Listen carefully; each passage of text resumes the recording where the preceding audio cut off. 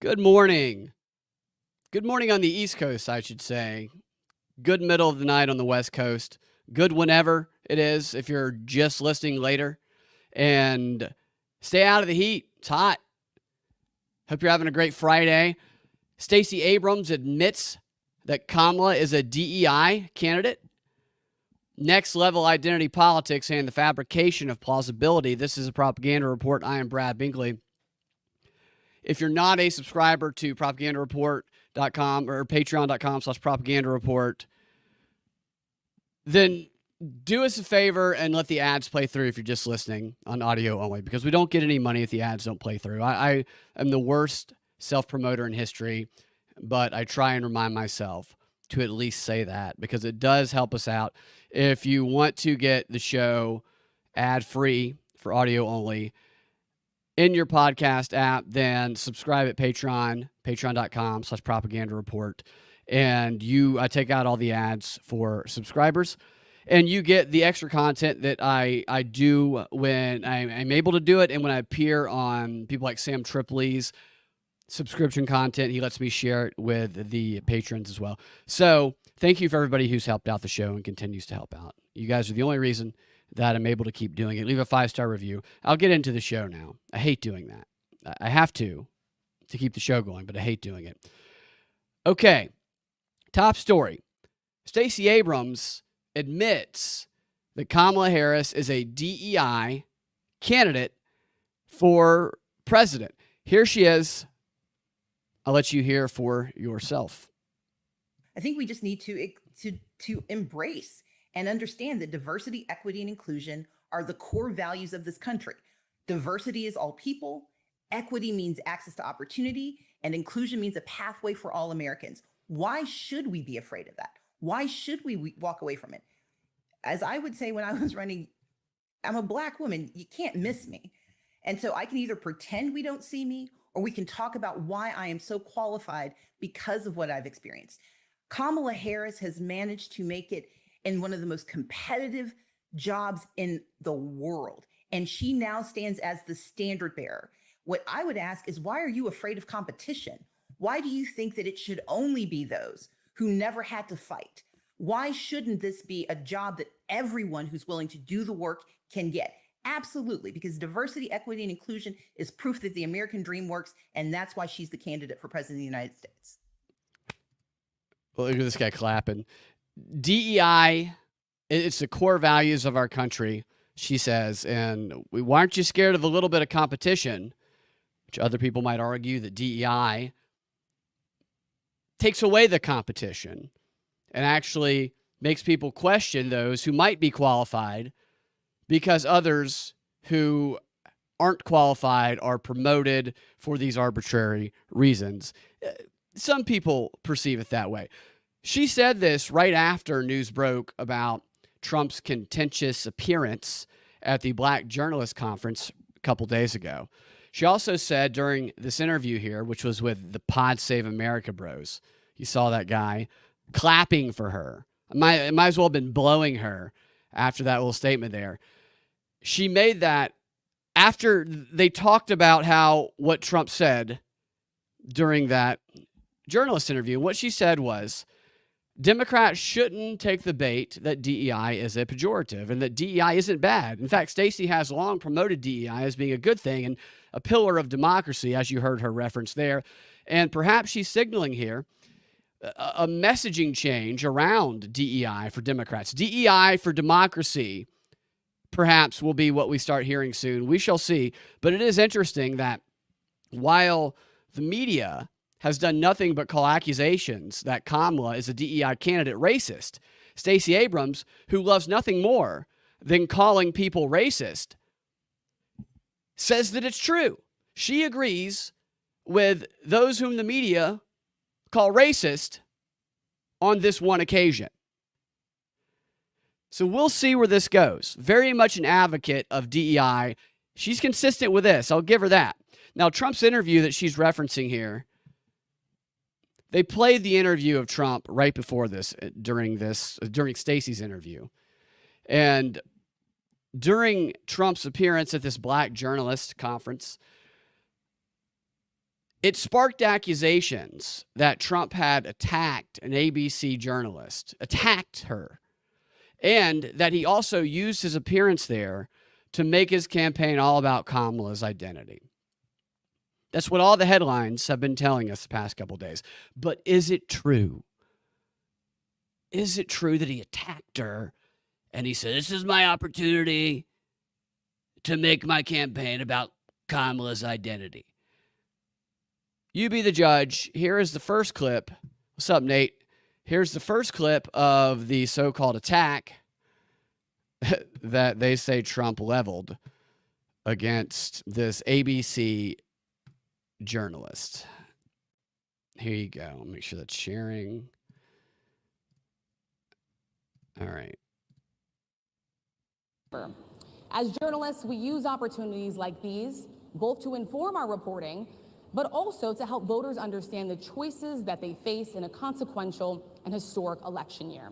NABJ has partnered with PolitiFact to fact-check this conversation in real time. You can access that feed on social media. I'm going to pause it there. A lot of the commentary after this happened was about how there was no live fact-checking. There apparently was live fact-checking, but it was elsewhere. So somebody is in a conversation and they're being fact-checked somewhere else instead of to their face. So they can't confront the fact checks if those fact checks are faulty, which we know that fact checkers are often fact preventers. Fact checkers do anything but check facts. And so there's a little bit of a propaganda strategy right there. And she also mentioned about how part of what their purpose is here is to show Americans their choices, which is something to keep in mind when you think about the way she introduces Trump here. She's showing people who are watching what their choices are, and she starts it with this little introduction here with the first question. Using the hashtag NABJFactCheck. Again, the hashtag is NABJFactCheck. We have a lot to get to, and we do not want to waste any time, so let's bring out the former president of the United States, the Republican nominee for president, former President Donald Trump. Watch her body language. What is this music they're playing for Trump to come out to? They couldn't even give him Lee Greenwood.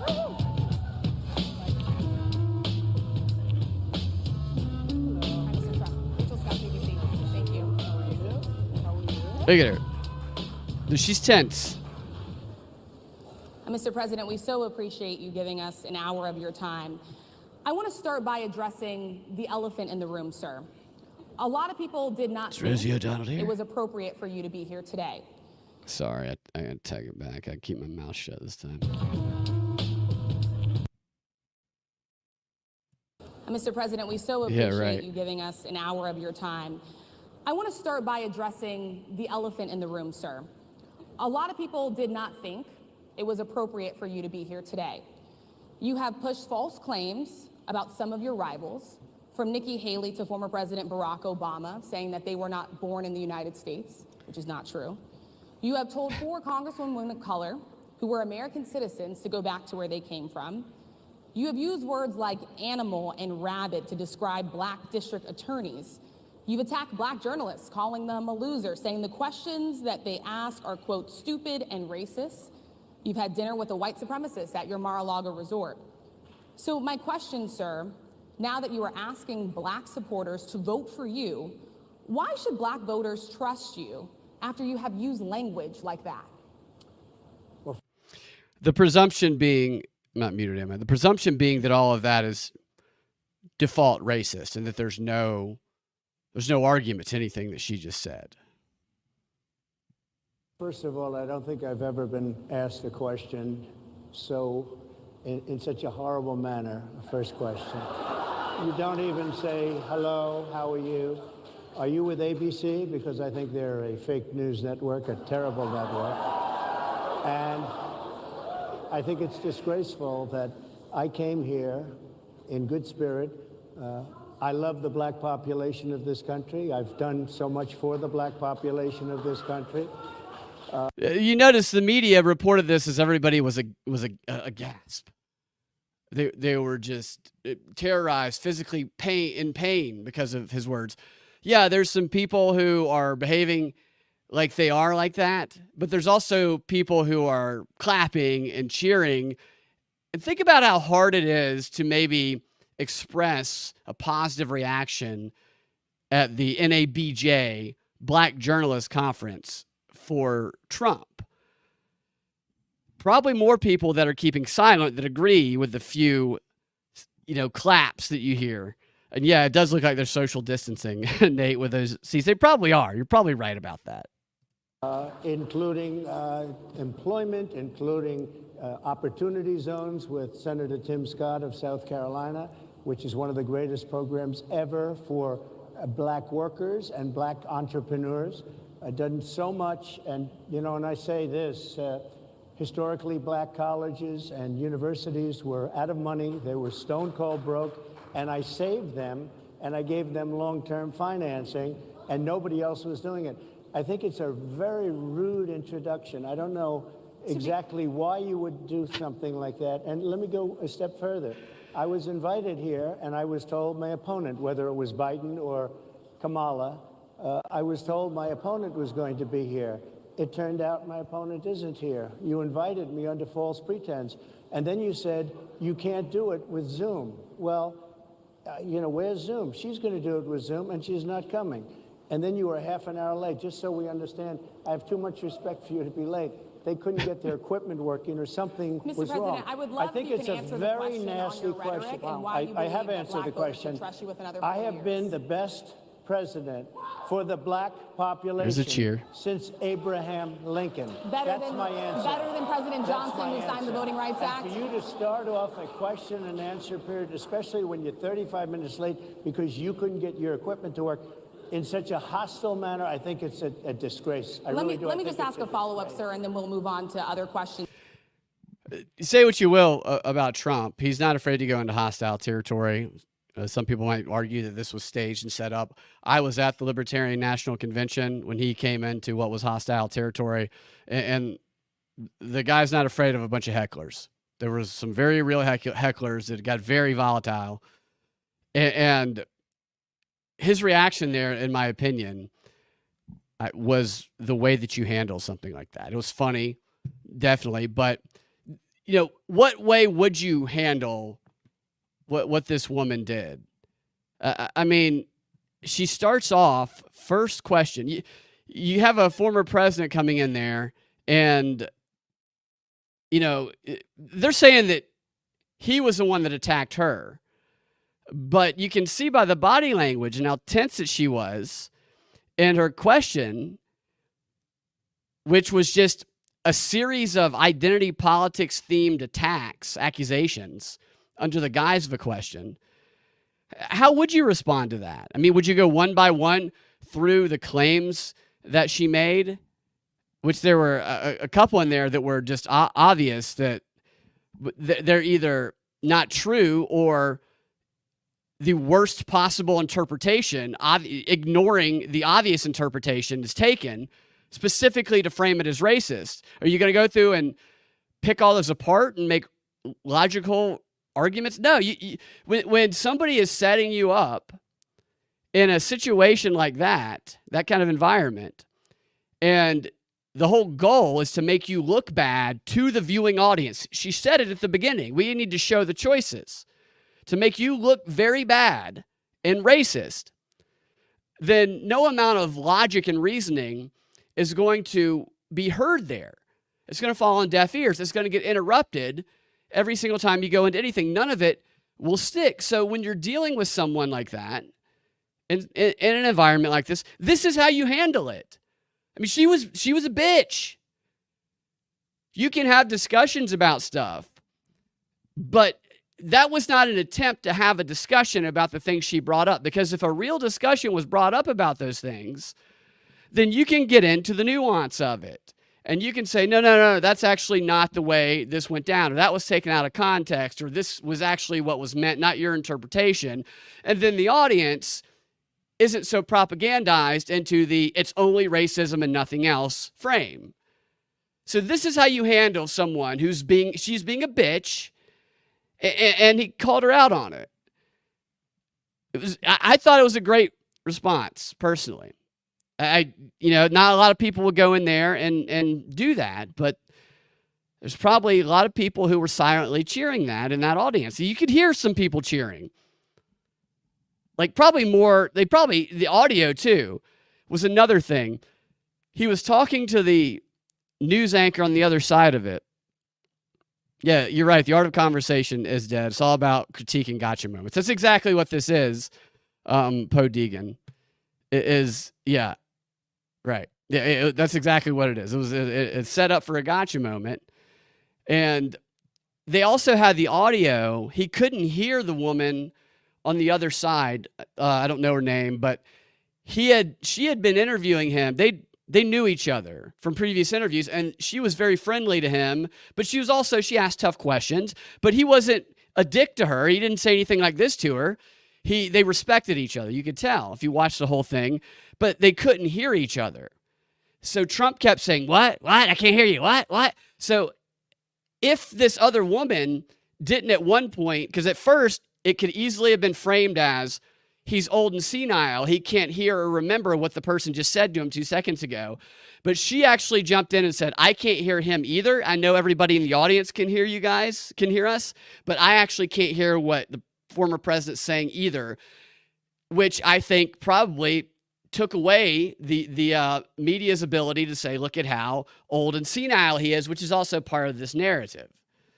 So I thought that was interesting. I don't know if anybody's really pointed that out, but that was definitely a consistent theme, that the audio between those two specifically, the one that that they were respectful towards each other, was not working the entire time.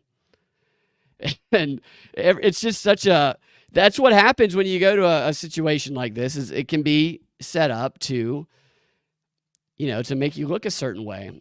I know a lot of people think it might be staged, but like I said, I don't know. I don't know. I know the Libertarian Convention thing, there's definitely real hostility there. And the dude handled it like a seasoned stand-up comic, to be honest with you. It was pretty funny. And this woman here with this question to me people are open for conversation. And maybe if you say something like Trump said, you say, I'm open to conversation in another environment where can be a little less emotional and a little more opportunity for us to have a discussion, a podcast even. But this is not a person who is open for conversation. That's very obvious. This woman was no different than a troll getting paid on X to call everyone who disagrees with the narrative racist, in my opinion. And despite what the headlines claimed the past couple days, it obviously wasn't Trump that was injecting identity politics into this situation, which is what they're saying now.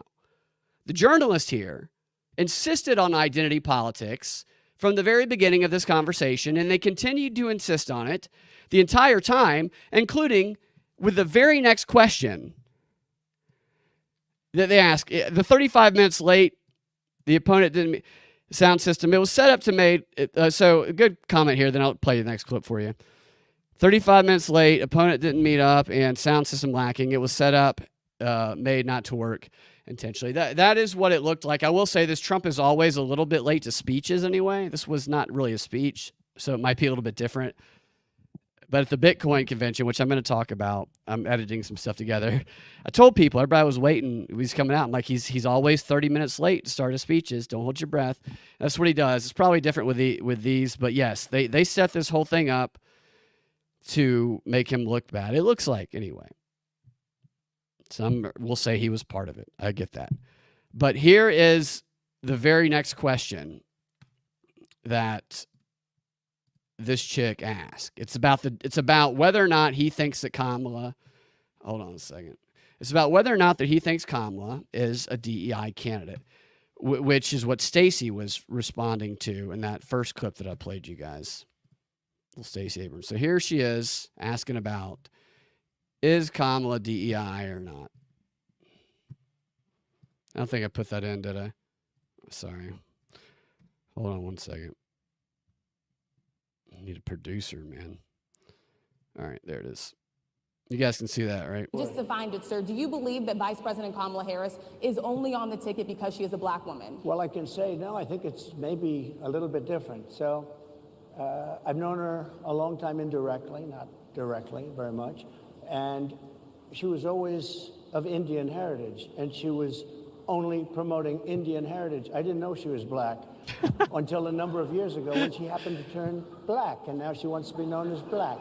So I don't know, is she Indian or is she black? She has always But identified as a black woman. I She went to a respect historically either black one. college. I respect either one, but she obviously doesn't, because she was Indian all the way, and then all of a sudden she made a turn and she became a black person. Just to be clear, sir, do And you I believe think, that I think she is somebody should look into that too when you ask. Even they're laughing. Continue in a very hostile, nasty tone. It's a direct question, sir. Do you believe that Vice President Kamala Harris is a DEI hire, as some I Republicans really have don't said? know. I mean, I really don't know. Could be. There are some, and there are plenty. I know this lady right over there, Harris, is a fantastic person who just interviewed me at length, and we had a great interview, I think. So that's the lady who has the mic problems. But so the reporting on this is just so not authentic. It's Trump acts like he doesn't know about biracial people, or Trump pretends that Kamala just turned black. I mean, obvious that he says, oh, all of a sudden she's black. They know what he's talking about. There's 0% chance. The crowd was laughing, Nate. You're right. It was funny. It was funny because they recognized it was true. Even if they don't like him, they can't help but recognize it's true because Kamala Harris is so disingenuous. She's not even a good actor. She's not a convincing actor that even these people in the crowd were probably trying to stifle laughing at how true what he was saying was. Yeah, he points out the obvious, and the MSM that pretends like it's not obvious because they're gaslighting everybody.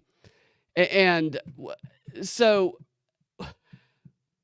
the headlines about this, here's some of the headlines in response there. Like, this is what they suggested Trump was doing on top of what I was just saying there with his answer to that question. Headlines: Trump puts focus on Kamala's identity. Trump levels a racist attack against Kamala. Trump uses inflammatory or racial rhetoric. Trump's comments about Harris's race kicks off a new yet familiar chapter in the 2024 presidential campaign. Trump doubles down on racist attack against Kamala. That is what they want people to believe. When that is obviously, in my opinion, not at all what was going on there. This is gaslighting what the media is doing. It's what they always do.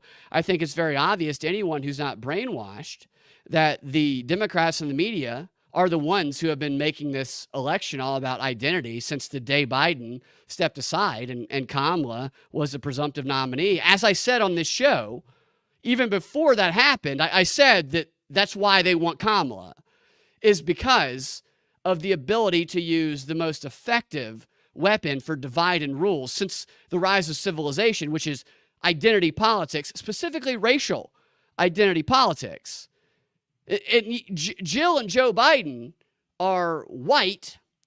Joe has said a number of things that, if he were Republican, would be construed as racist, implemented policies that, if he were a Republican, would be construed by the media as racist.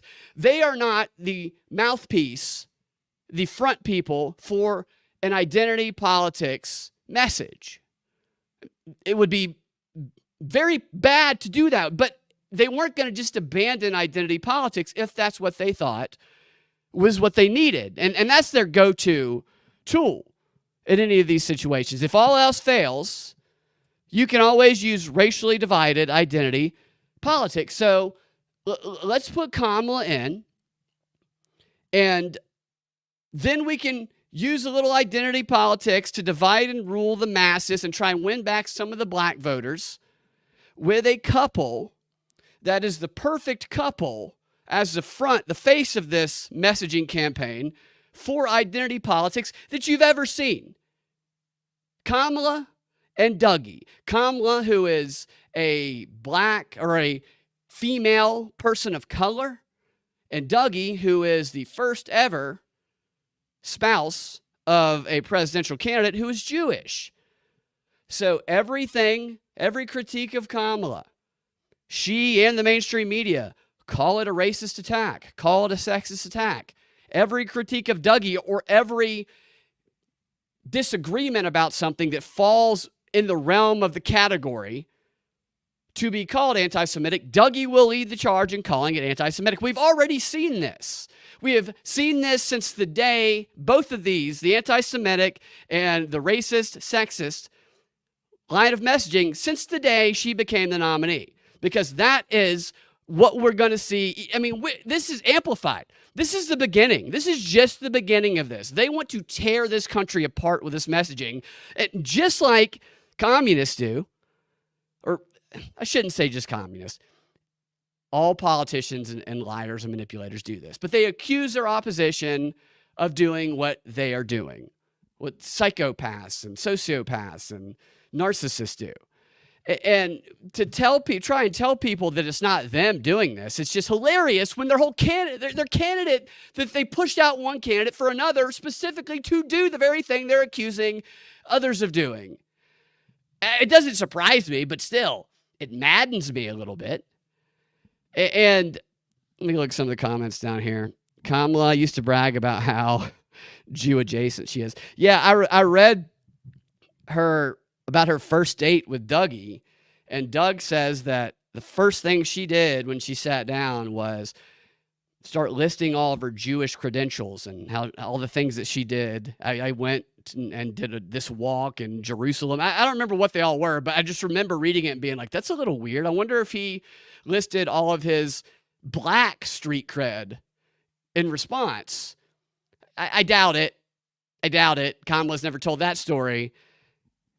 It was just a little bit. I think that I've told you guys, I think Doug is the handler there. I think that he is very, very vital to this narrative that they're pushing. It is dying. I think it is dying. So you say that, what's that guy's name? Sharmalan the God. I can't see exactly. Oh, okay. So he was bombarded with calls about the identity politics stuff. Good. That's good. Black society don't like being fooled by the mixed person. And one day and that's exactly that's how I perceived what was going on here, is that this wasn't an identity racial thing. This was a calling attention to Kamala's lack of authenticity. The fact that when you look into her background, you find that she does switch that a lot based on who she's communicating with. And all politicians do, and all politicians lack authenticity. And no doubt about that. And there's many people that argue Trump does as well. But what I'm talking about right now is the racial identity politics that's being pushed through Kamala. And when you look into her background, she doesn't seem to have really anything in common with the people she claims to represent right now. And it's what happens in these situations, and you can see it all throughout time and through, with all political parties, is they organize and manipulate these people into taking some sort of action, whether it be protest or whether it be voting, that do not actually serve the best interest of the people being manipulated. They serve the best interest of those who seek to rule them. In this case, Kamala and the black population. I think they're going after some black men. I don't know if they're really going after black men who've gone over to Trump. I think they're probably trying to compel people who weren't going to vote, black people who weren't going to vote, younger ones, to vote to try and make up for that, or at least create the narrative that is what they're doing. Just like Stacy Abrams has helped them do, and just like Stacy Abrams has done when it comes to manipulating people she pretends to represent, like she's done since she was a freshman at Spelman College in 1993 or 92 or something like that, back when she was the self-described, Stacy Abrams was, rabble-rouser of a group of students during the Rodney King riots, for some reason, didn't go after white people or police officers, went after the only Korean grocery store that was near the HBCU schools there in Atlanta, and they looted it, and they set it on fire, and they chased the owners of that place who lived there on top of the restaurant. They chased them to the roof of the building in fear of their lives, surrounded the building, and this family who many, many years later continued to talk about how traumatized they were by this. They were saved by police helicopters and tear gas that broke up the crowd, the mob, that Stacy Abrams says she was the main rabble-rouser of. Now, Stacy, for her organizational efforts of this needless attack, I mean, what did they have to do? What did the Korean grocery store owners have to do with Rodney King? Nothing. They had nothing to do with Rodney King. Yet they got the wrath of the mob, which Stacy very boastfully says she was a rabble-rouser of. Well, for her organizational efforts, she was awarded her first job in politics, working for a politician. I can't remember the name of who it was, but in the Georgia Capitol, working alongside at times the police chief who she organized these people against, while her friends, whom she manipulated and compelled into terrorizing a Korean grocery store and the family that owned it, well, many of them were arrested. And this is what happens. This is why it's important, why it's not irrelevant to highlight how people like her and Kamala Harris lean in or lean away from their blackness or their Indianness based on what groups they're talking to, because it's something that people who might vote for her should be aware of. They should be aware of the deception going on instead of having their attention directed at the other evil. Because the evil that is going to deceive all of us is the one we identify with the most. I mean, that's one of the truest statements you're ever going to hear. They're not going to send somebody that we disagree with and are conditioned to dislike to manipulate us. They're going to send someone that we are conditioned to like and identify with to manipulate us. So this goes for really any politician, but in this specific case, the way they do this to black people is so blatant. It's over the. I mean, they do it to all of us, but it's so over the top with this stuff. People need to be aware of her background. People need to be aware of the Knights Templar story that I talk about all the time. People need to be aware of how the Black Freemasons are now openly promoting Kamala. And whatever that means, if you look into that and you still like that and Kamala's still your candidate, fine. But people should at least be aware of the manipulation that's going on. And one of the best examples of the manipulation of the black community specifically, and I've talked about it a lot, is the Tuskegee experiment. And I've been called a racist for talking about this during the pandemic. But the Tuskegee experiment, the black men who were recruited into this project, they were identified because they had syphilis, and they were told they were getting free food and they were getting all this free medical treatment for something else. They were never told they had syphilis. That was kept secret from them. And they were prevented from knowing they had syphilis, and they were prevented from ever getting treated from syphilis for 40 years because the doctors, the racist doctors, and you read the Johns Hopkins University behind a lot of the pandemic stuff, talks about how they wanted to see the ravaged corpse, the syphilis-ravaged corpse of all these black men that they had lied to get into the study. And the way they manipulated them and prevented them from getting treatment for 40 years is they got a black female nurse who was a confidant of all these men, brought them warm meals, gave them rides, was kind to them, a trusted person that would never lie to them, specifically sent to lie to them because she could get away with it because she was a sweet black woman. They also enlisted the black doctors in the general vicinity where all these men lived. And they contacted them and said, do not let these guys know they have syphilis. They're part of an experiment. And the black doctors, whom these guys trusted, were also in on it. This is all documented. Yet I was a white supremacist for bringing this up during the pandemic, the COVID pandemic, when they were trying to do the exact same thing, enlist black trusted celebrities to manipulate black people into doing something that they had questions about. But I'm the racist for bringing up the history of it. So this is what I'm talking about. This is their go-to tactic, and this is why it's not unreasonable to bring up Kamala's switched racial identity background when it comes to whoever she's appealing to. It's not a racist thing to do. It's telling people, watch out, this might be a wolf in sheep's clothing. Check out the comments here. Yeah, she's, I got that. All right, I get worked up talking about that. It's just, it pisses me off how they try and divide and conquer. I mean, this is the identity politics monster right here. I mean, this is what they will destroy us with if we let them. And hopefully, Nate, you're right. I do think people are waking up to the narrative. But, you know, I don't know.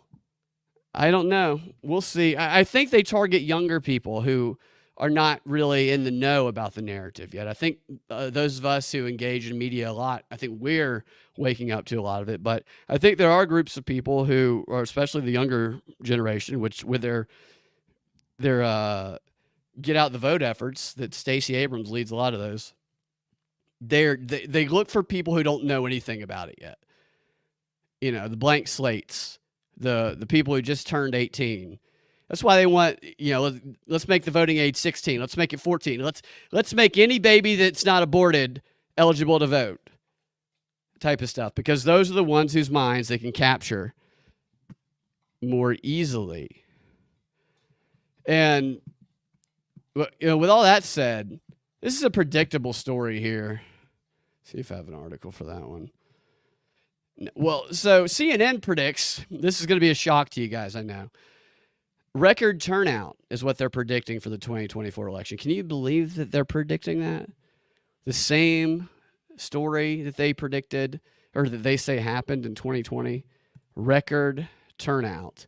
And you're right, Steve. Divide and conquer is their oldest trick in the book. And it's effective, too. It's very, very effective.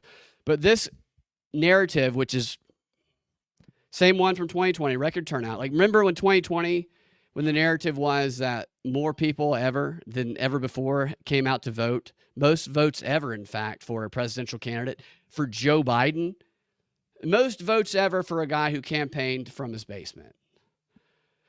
You know, that seems not very believable when framed like that, right? But when you frame it as votes against Donald Trump, which hate compels votes, and we've seen these polls. I mean, Democrats very openly talk about how they vote against Trump as opposed to voting for Biden and even voting for Kamala. When you think about it that way, it starts to seem a little more plausible that it could be highest vote turnout ever. In fact, you combine that with the fact that the population is bigger than it has been before, and the get out the vote efforts, the busing people to the polls and stuff like Stacy Abrams and her groups do, then it starts to seem kind of plausible to the average person that it could be the highest turnout ever, even when you have a candidate like Biden or Kamala Harris. And that's all they need to cheat is plausibility. That's all you need. If you can make it seem plausible that there's enough excitement or for whatever reason or enough hate that more people than ever voted, then you can fill in those votes to change it if that's what they need to do. That's one angle for cheating anyway. But it starts with creating plausibility. That one candidate that in reality might not really have a chance of winning can actually win. And the media, the way that they present everything, which is what they've been doing lately, they present that Kamala's got all this excitement generated. I mean, we can see the narrative happening right now. You know, the narrative, the vote to save democracy narrative. And I personally don't know if 2020 had the highest vote count because, like I said, it's plausible. And I suspect that the larger the voting age population and the more connected we are and the more politically charged everything in our culture and everything on our screens are, the higher the voter turnout is, which is this plausibility, which is why CNN, this article here, why this article creates that plausibility. Because what they're saying here is that 2024 is going to be a higher turnout than 2020 because on top of everything else I just said, they have the angle now is that Democrats were in despair up until it was going to be lower turnout than 2020 because Biden was in the race. And then all of a sudden, he was booted and Kamala was put in. And the campaign was reinvigorated. And all of a sudden, people were excited. I mean, you saw the switch. You saw the unrealistic, from this day to that day, all of a sudden, everybody was excited. I mean, not even that many people watched the news. Yet, they were just ready to get that text that it was Kamala. And now, according to CNN's pollsters, the excitement and interest in the election, the presidential election, is higher at this point now than it was at this point in 2020, and therefore they expect there to be an even higher vote count than in 2020. I mean, this is a story that will be told. if Kamala wins. Trump was a shoo-in, especially after the assassination attempt. It was over. Doom and gloom for the Democrats. They reached their lowest of lows. All was lost. It's what you see in the three-act story where the hero has lost all hope of achieving their goal, or his or her goal, or their goal, which in this narrative, the Democrats present themselves as a hero. And just when they thought there was nothing that could be done, Joe does the truly heroic thing for democracy. He steps aside, he passes the torch to the white knight, Kamala, who reinvigorates the Democrats, changes the path towards certain doom, and ultimately snatches victory from the jaws of defeat. And everybody celebrates for the Democrats and what is the largest turnout in voter history. I mean, that's the book. That's the book that's going to be written. That's the movie that, the screenplay that we might see on Netflix if she does happen to win. And it's plausible at this point because of the way you can see the plausibility. Actually, look at this. Look at predicted.org. Now, I know this isn't, a scientific poll,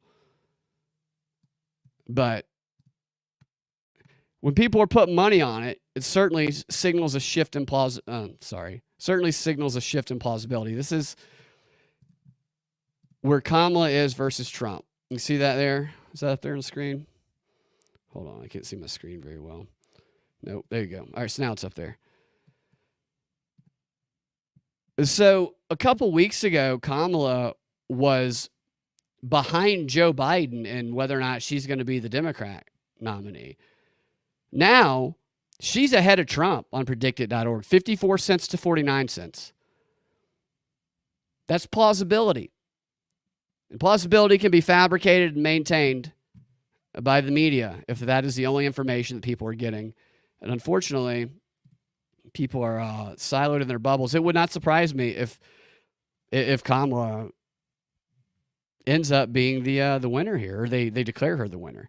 Now, obviously there'll be accusations that it was cheating, probably true accusations, in my opinion.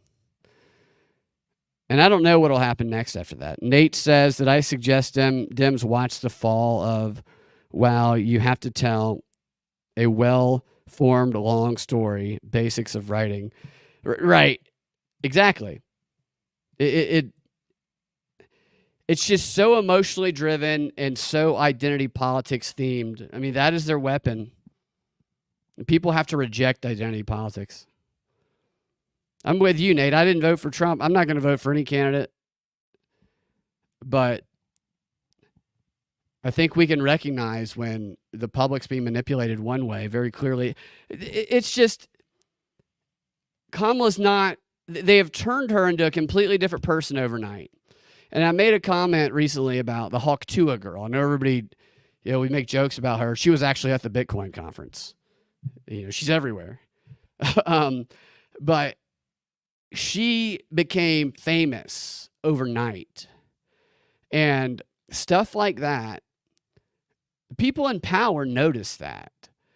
And they notice how the perception of a person can be transformed in an instant with this power of social media. They're using TikTok to promote Kamala to younger people. That's, I think, where Hawk Tuah girl originally blew up. I don't know.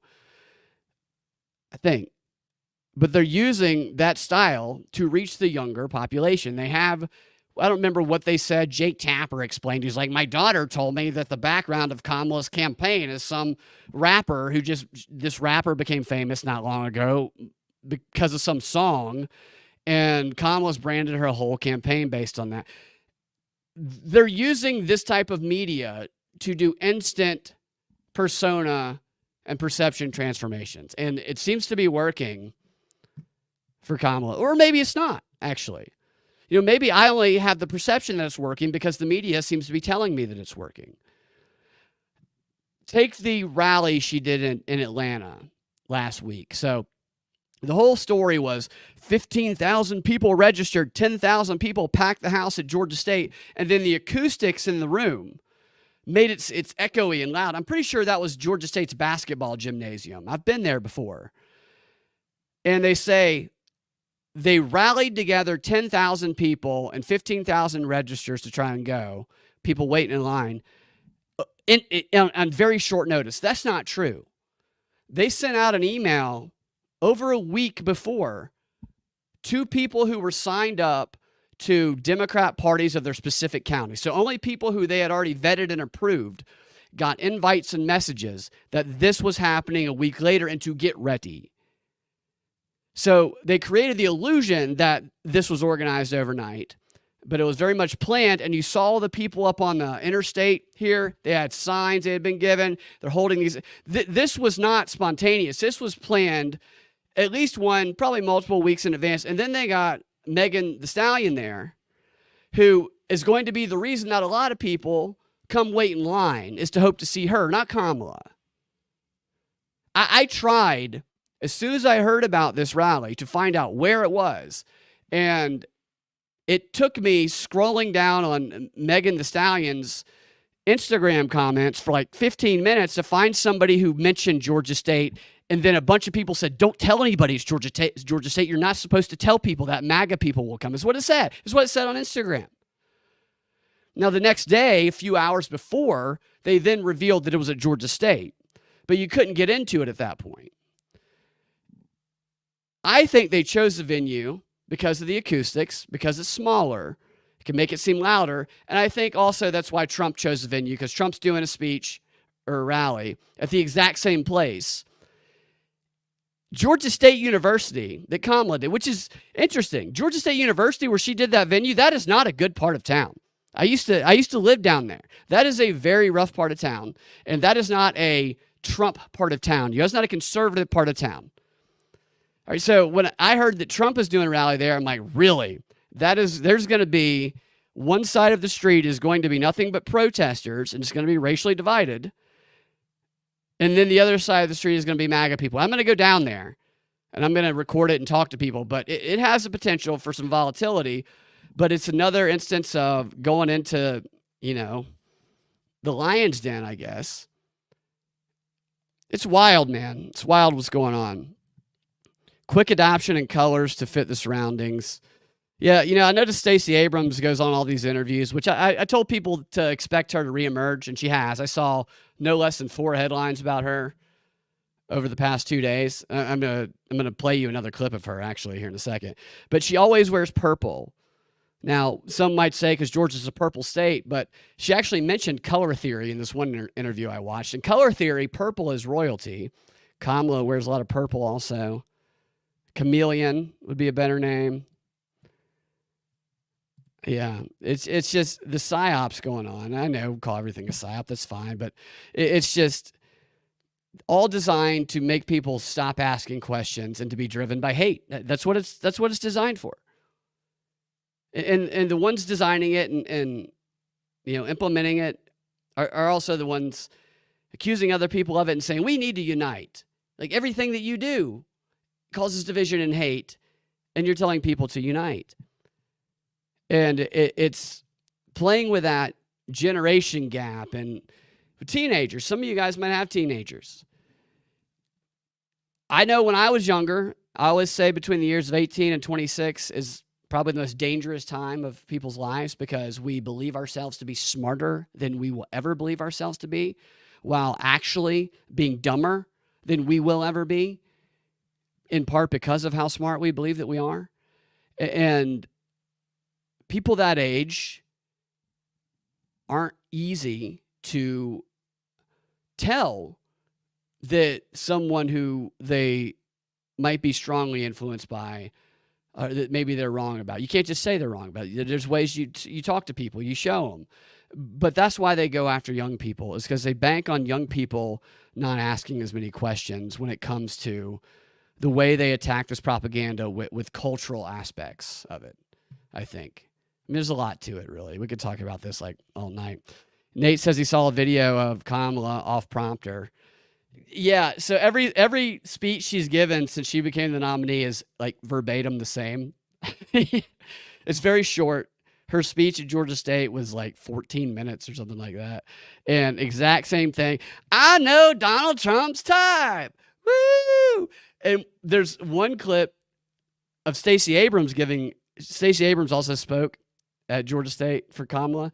And you can see they had plastered on the arena up there. They had all the slogans that they wanted people to chant, plastered in big letters, just all around. So if you look up, it's all you see. And Stacy was leading the chants. And then she was like, it's good to know you guys know how to chant in unison. It's like, it's good to know you guys are all brainwashed slaves. Yeah, no, they don't want her off prompter. If she knows she's got to go off prompter, she's be popping that Ambien, drinking that wine. I will say that Kamala has seemed a little less drunk than usual since she got the nomination. I think maybe she's waiting until after her speeches to kick a few back. All right. So Stacey Abrams,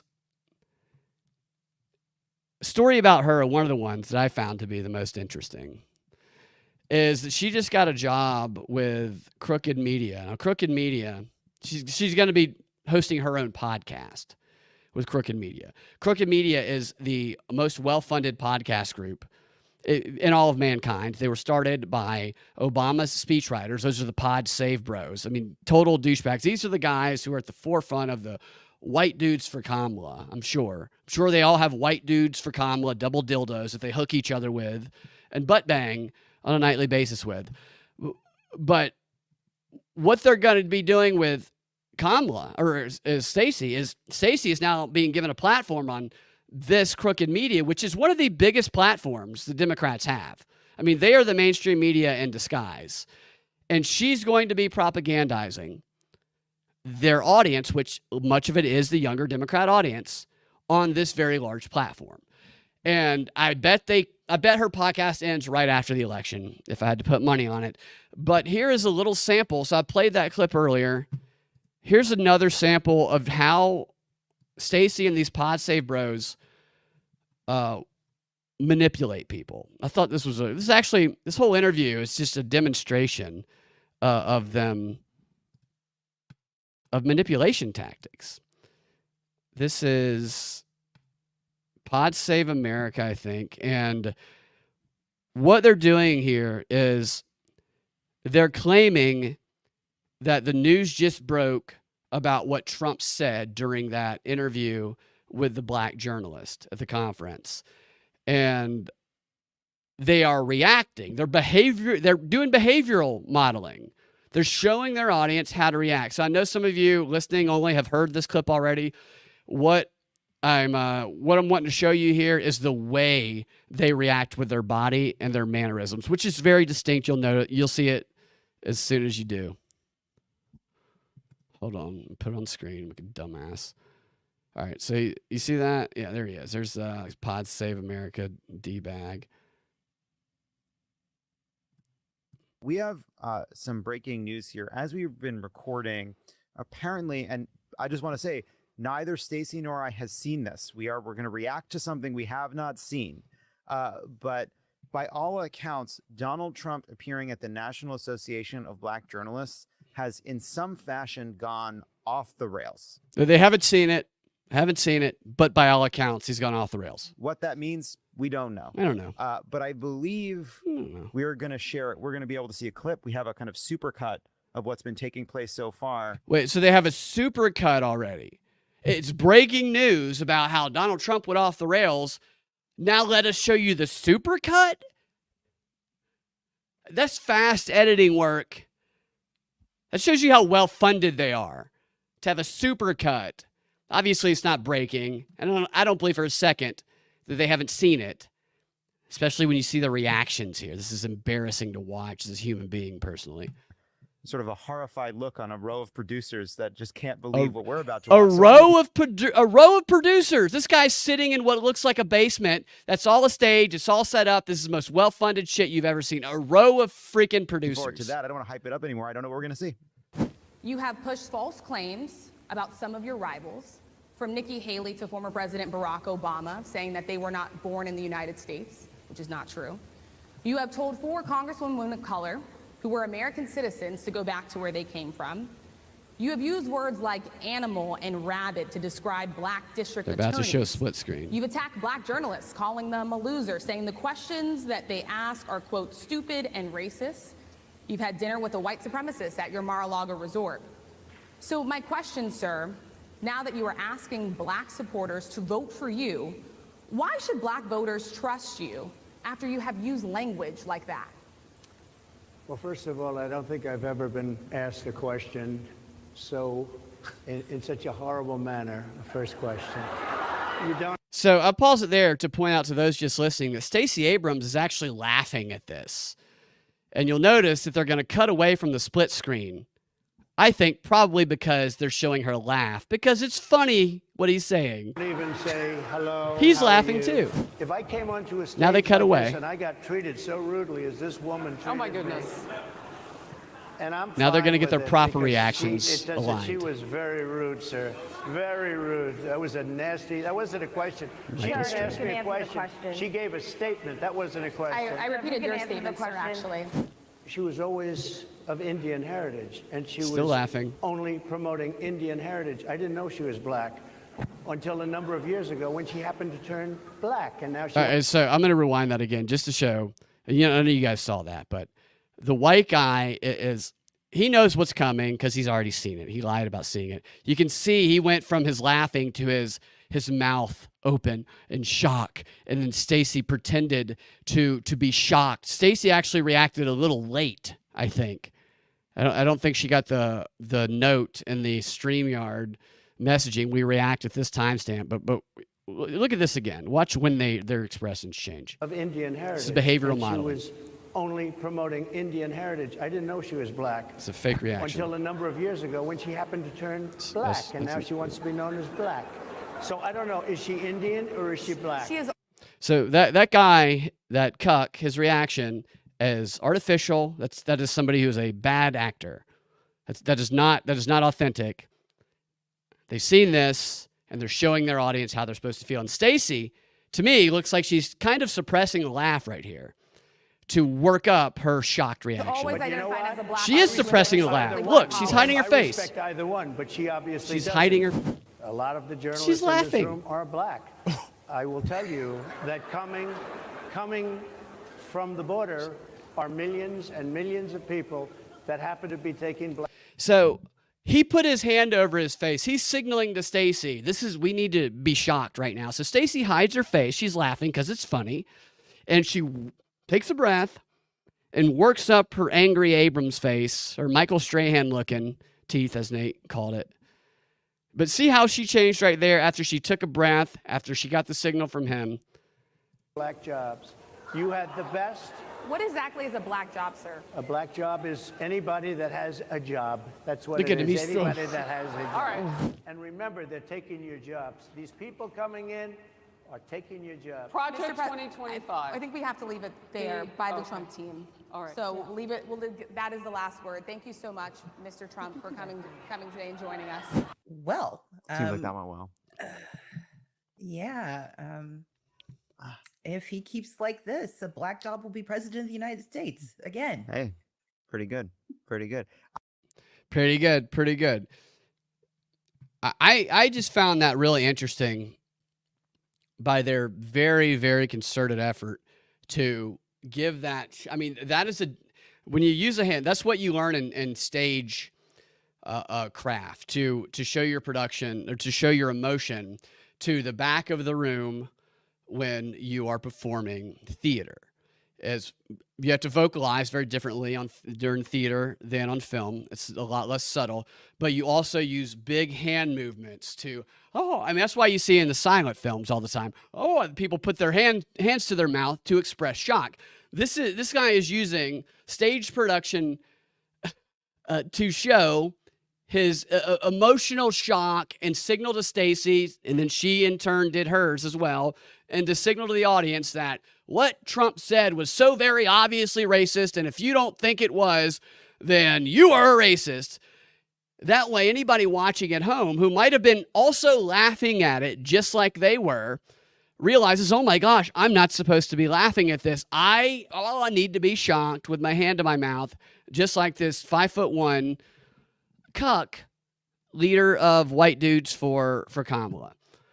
I mean, that is what these Pod Save America bros do. And they're paraded around on all of the late night shows, Colbert, Seth Meyers, Kimmel. They're propped up by everyone. They go on The View. They go everywhere.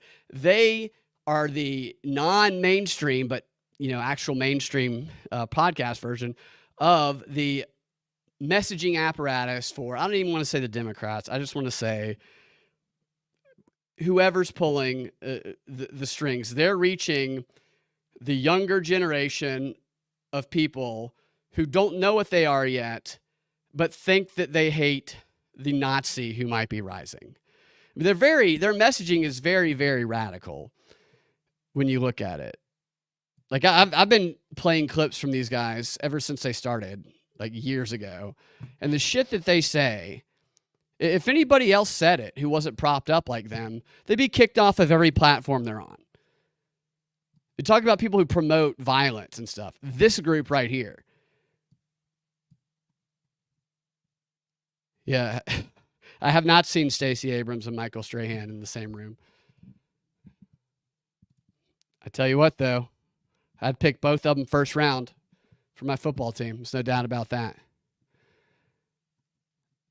All right. So this is interesting. We'll end on a little bit of a different note. Just wanted to share that demonstration of propaganda with you guys. Good news is between Colbert, Seth, and Kimmel, 5 people saw the delicate fella, says Nate. Yeah, it's very true. And they all and the 5 people that saw it all heard the exact same jokes told. But isn't that crazy? I've done a few montages of them, but almost on any given night, those 3 do the exact same monologue almost. Sometimes there's a little variation. The premises are always the same. Punchlines are oftentimes the same. What's going on here? Breaking news, stock. I don't know. Stock. Get rid of that. So check this out. We'll end on this. I thought this was very interesting. Olympians are called amateur athletes, and not even going into the whole symbolism and all that stuff about the Olympics. I haven't watched the Olympics. I can't remember last time I watched the Olympics. I'm like, who cares? It's just, I don't care. The basketball is all I ever really cared about, and it's just, I don't even like the basketball. I don't dislike them. I like Steph Curry, but I'm not a LeBron James fan, and they lose games they shouldn't lose. They play. It's just embarrassing, kind of sometimes. I know internationally, players have gotten better, so I guess I'll give them a break there. But they're considered, other than the NBA, for some reason, they're usually considered like amateur athletes. So a lot of the, conversation around Olympic athletes is that they don't make much money for their efforts, for all this training that they do. Now, obviously, they get deals with shoe deals and whatnot, and they get a level of fame if they are doing a popular sport. I don't know if the curling guys or girls are really bringing home the big ad deals and making a lot of appearances on the big shows, but the track and field people, at least they used to anyway. But look at this story. It's called "Here's How Much Olympic Athletes at the Paris Olympics Earn for Winning Medals." And I think you'll notice there's a chart here that shows, and this is all put into US dollars, so it's been converted. I think you'll be surprised at how low on the list these Olympic medal bonuses are for athletes in the United States. Number 1, the Olympic athletes who get gold medal and who get gold, silver, and bronze and make the most money as a bonus are the Hong Kong athletes.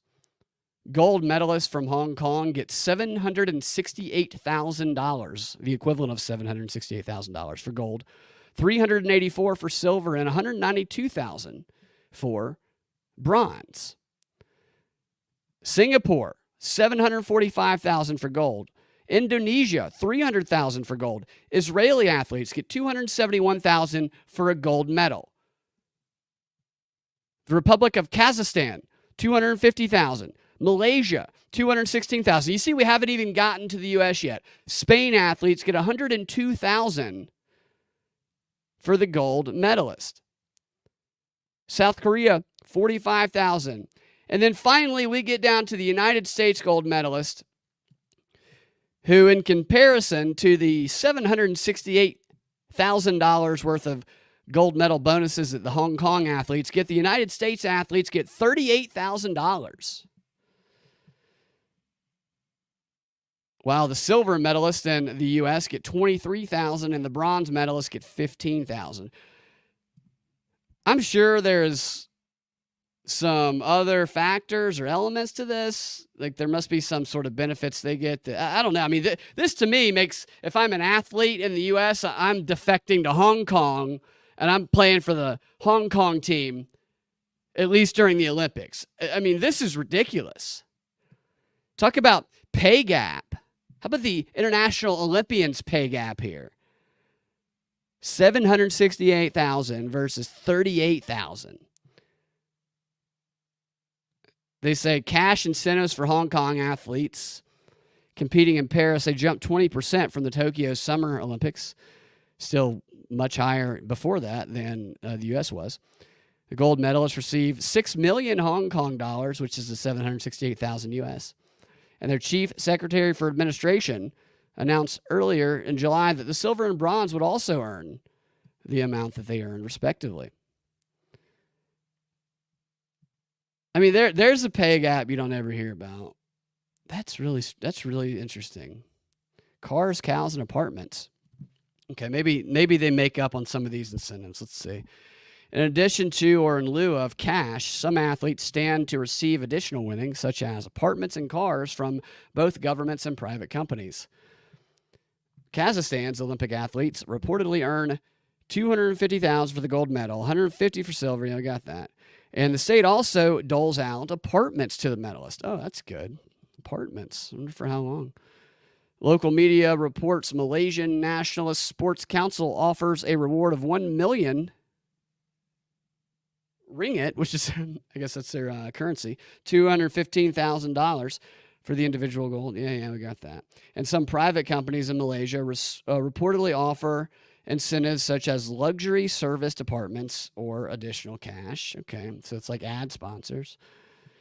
All athletes who manage to secure a podium finish will be given a foreign-made car, according to remarks from Malaysia. I wonder what. So just any foreign-made car, like that could really be dicey.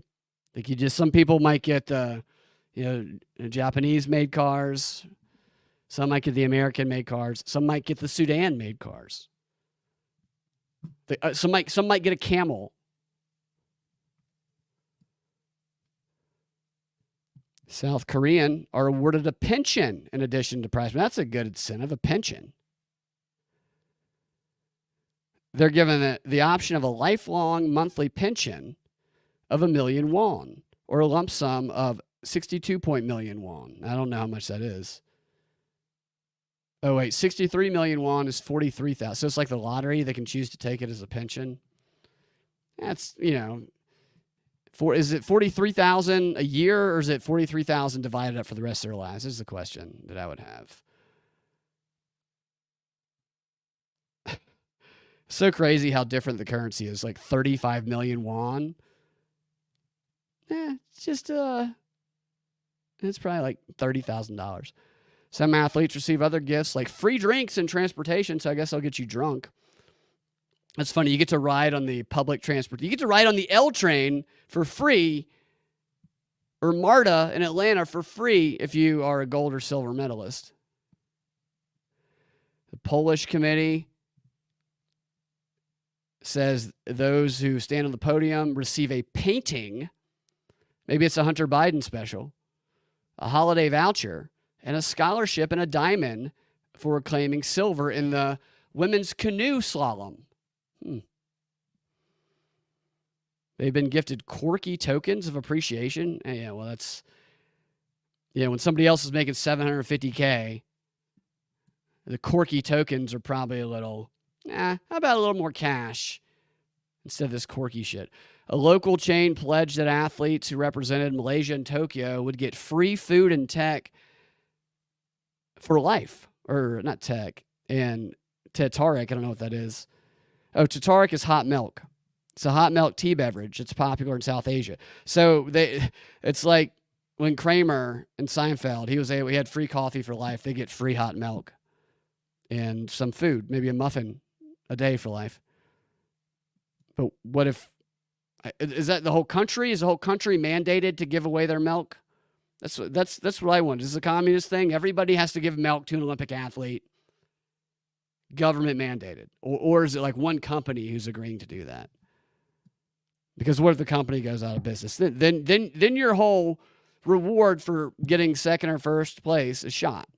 Japanese table tennis player was gifted 100 bags of rice after winning a silver medal. No, congratulations. It's a lot of rice. How big are these bags of rice? Are they tiny or are they big? Are these, are these prepper bags of rice? Are these huge? How many pounds are these bags of rice this table tennis player is getting? I mean, what a gift there. I guess they like it. Indonesian Indonesian Batwoman. No, Indonesian badminton gold medalist, whose name I am not going to try to pronounce, were bequeathed 5 cows, a meatball restaurant, and a new house. Wow. Imagine just being a Indonesian badminton player living on the streets, working your way to the Olympics. I got to win gold so I can finally get a house and a meatball restaurant. The meatball restaurant I worked all of my life playing badminton to win. And these 5 cows who work in my meatball restaurant kitchen, finally, I'm living the badminton good life. Athletes from Great Britain, Norway, and a handful of other countries do not receive any direct cash bonuses for placing on the podium. Well, yeah, fuck them, I guess. That's funny. It's kind of funny. All right, that's where I'm going to end the show. See a couple of comments here. Nate. Yeah, she plays her cards right. Let me take that. Let me start from the top here. So I bet you bet on one of the boxes. Oh, did you bet on the boxer who has the XY chromosomes, as they describe?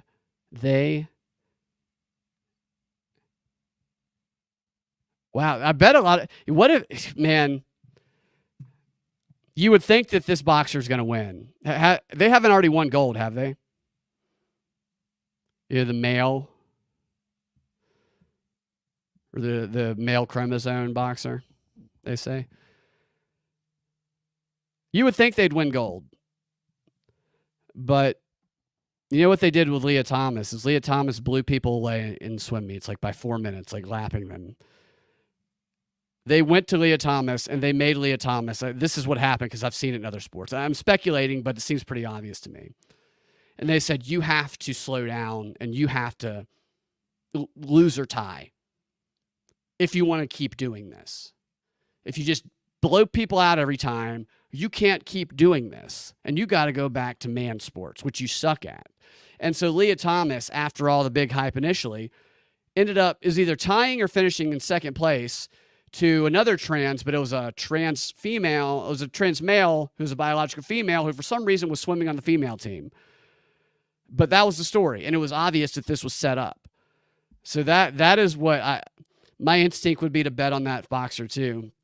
But I would worry that something like that would happen after all the news happened about it. You got a cash out offer. That's good. I made an insensitive joke on X.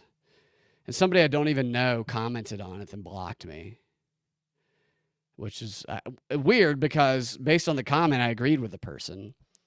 I just said something like, and I guess maybe people don't always realize I'm being sarcastic or absurdist, but I said something like, I bet if I put a photo of the 2 boxers, the male chromosome and the female chromosome boxers, they call them. And I said, I bet if these two were dating, and the night before, the one with the female chromosomes burnt dinner, then all you misogynists would be celebrating this historic victory. And somebody took it seriously, and they said women should never be fighting men in boxing, which I absolutely agree with. And they blocked me. All right. I guess everybody doesn't get sarcasm. Let's see here.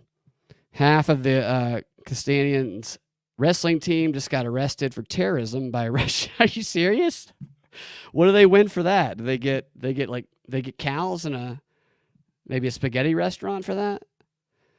If I were single, I could tell women I made millions of won. Yeah, I know. I got millions of won that can get us, and I got this free warm milk card for life. All right, guys, I'm going to get out of here. Thanks for hanging out. Hope you guys have a great day. Better than a bag of rice, yeah.